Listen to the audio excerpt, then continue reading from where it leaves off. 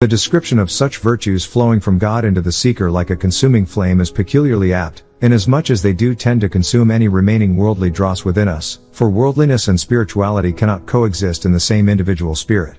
This concept is found in many religions, but perhaps most significantly plays a major role in the Bible.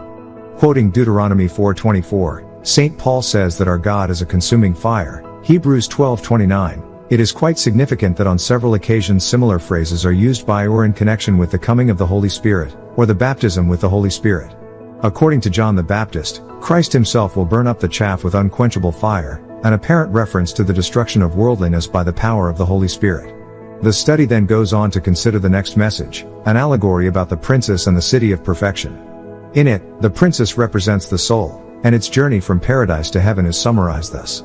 The soul reaches the heavenly city, but until it crosses the threshold it is bound to the man of faith by the common bond of earthly life.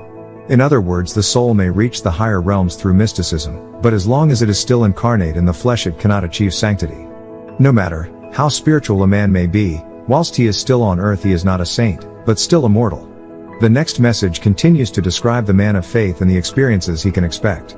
The man of faith is afraid. But he rejects the wide and easy path, choosing the narrow winding road of purity. His fear is eventually destroyed by his firmness and vigor.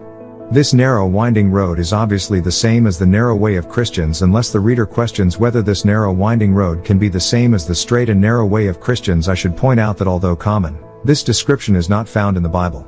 In St. Matthew 7:13-14, the word straight is not a misspelling of straight as is frequently assumed.